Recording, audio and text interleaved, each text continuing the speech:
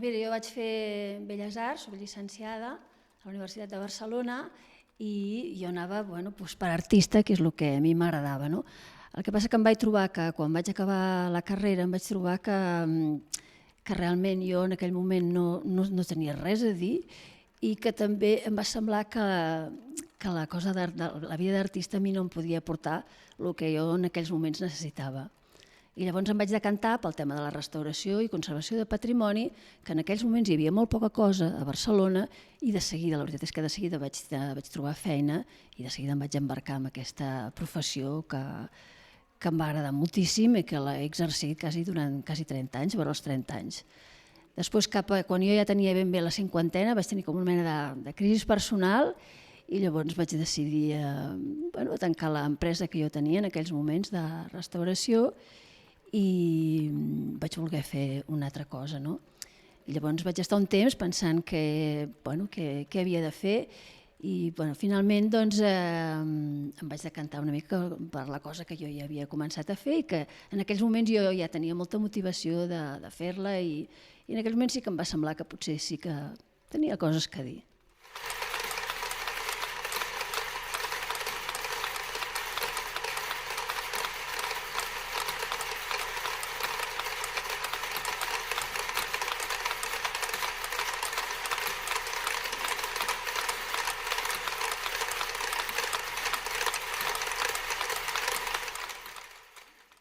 Això, a veure, amb la meva professió de restauradora, tot això ja ve com molt implícit, vull dir, en aquests anys jo he conegut totes les tècniques tradicionals, nosaltres ens fèiem totes les pintures, els guaixos, les pintures a l'oli, tot era una cosa que ens la fèiem nosaltres mateixes, a banda que jo havia treballat molt també amb el tema d'arquitectura, per tant jo també conec moltes tècniques d'arquitectura. Vull dir que jo, la veritat és que amb això m'ho ha cobert molt la meva professió i com a artista, diguem, jo m'he quedat amb aquestes tècniques, vull dir, m'he quedat amb aquestes tècniques que són les que domino i les que entenc.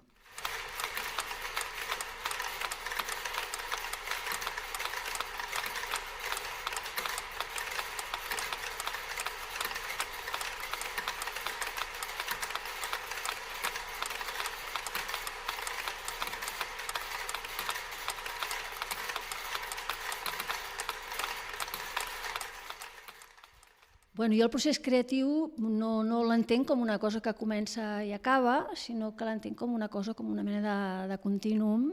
que està allà i no sé, me l'imagino com una mena d'espai on s'hi van acumulant experiències i que abarquen, diguem, tot el que és la teva vida, tots els aspectes de la teva vida, el menjar, el dormir, les relacions, no? Llavors és com aquesta mena de lloc on s'acumulen aquestes experiències i que allà sembla com que es va gestant alguna cosa, que tu no és un procés com inconscient i que es va gestant alguna cosa i que finalment això acaba derivant en una sèrie de visions o alguna que tu també acabes materialitzant en un dibuix, en una paraula, en un esbós i a partir d'aquí tu com una mica pots ampliar o definir una mica aquella mena de visió, aquella mena de... Clar, no és difícil d'explicar en paraules, però la cosa va així, no?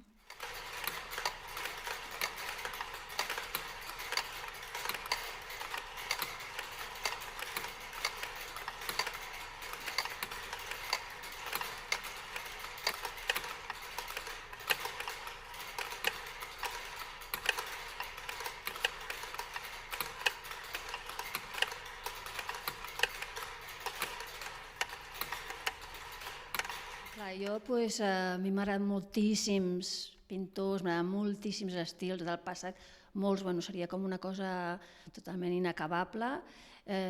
Llavors el que sí que és veritat és que, i ara estic parlant més d'artistes, més de cap aquí, de finals del 20, doncs que hi ha pintors que m'agraden però que potser no són tan afins i llavors hi ha pintors que són més afins a mi o estan com en una mateixa línia o simplement hi ha com una mena de connexió. I d'aquests artistes també n'hi ha molts, també seria inacabable, i són artistes que et posen les piles, que els veus, et posen les piles i et fan córrer a treballar perquè els veus i tens allà, llavors t'estimulen moltíssim. I aquí sí que jo m'agradaria mencionar, ja que estem en el festival del Consorci del Moianès, m'agradaria mencionar el Marcel·lí Antúnez, que és una persona que jo segueixo molt el seu treball, soc una gran fan del que ell fa. Llavors, diguem que d'aquestes influències o aquestes inspiracions, diguem, jo n'hi ha unes que voldria com remarcar i que jo crec que realment són les que jo penso que a mi m'han format una mica, que són una mica les meves experiències en els temes d'infantesa i de joventut. I estic parlant sobretot d'il·lustracions, les il·lustracions de contes, de llibres de text, de coses que corrien a casa i que jo mirava i que jo crec que això sí que em noto realment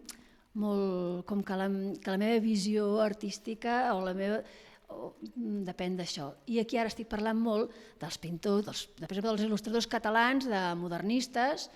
d'aquests que van néixer a finals del XIX, i, per exemple, Joan Seda, Joan Vilanova, Montpou, Aragai,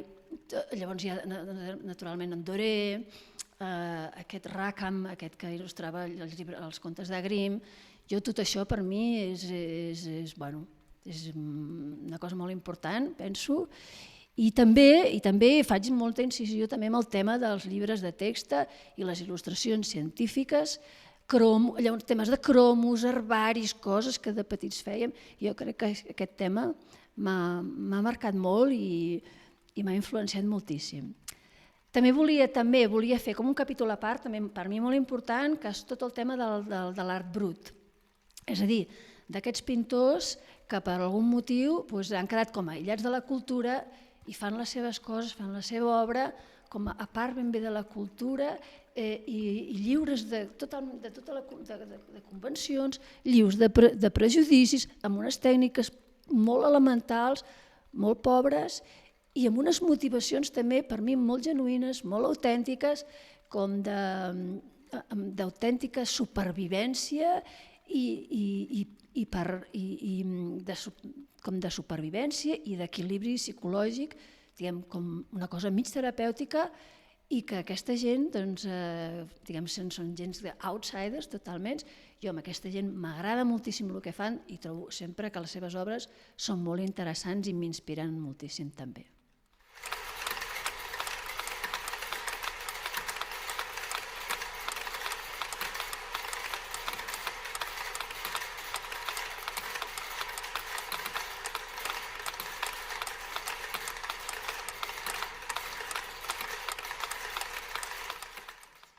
Jo crec que destacaria la preeminència del dibuix i potser també una mica una certa tendència al barroquisme, així, de forma.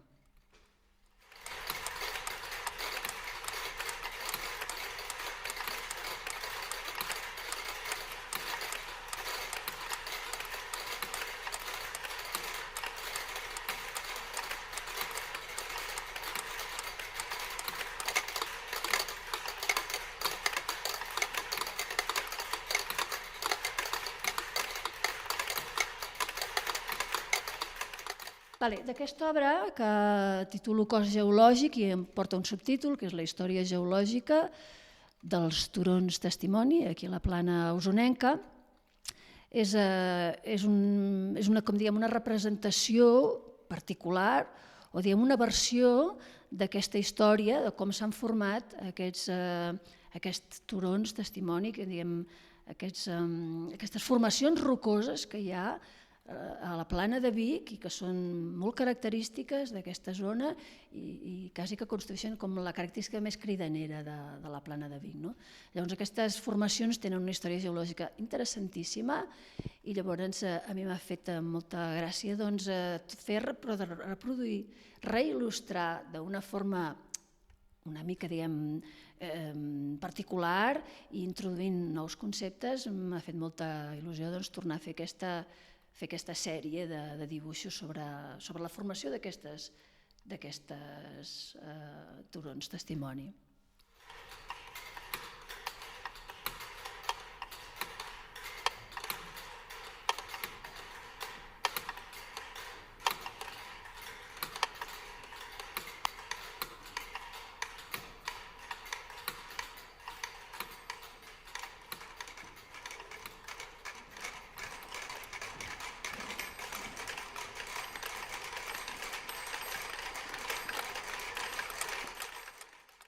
Doncs el millor del meu ofici és que a mi m'encanta dibuixar, pintar i fer figuretes i que m'ho passo bomba fent això i això és el millor.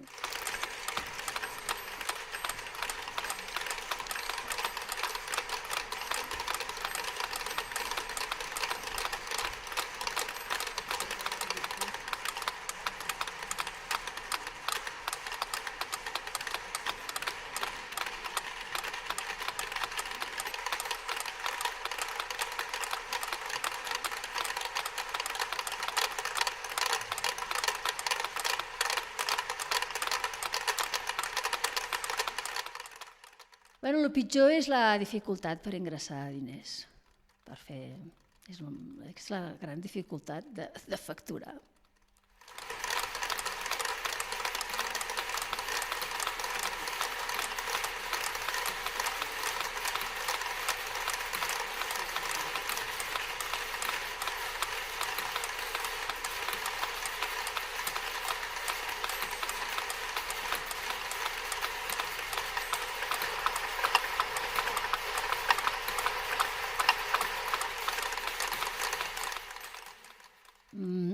Jo m'he estat una mica pensant en aquesta pregunta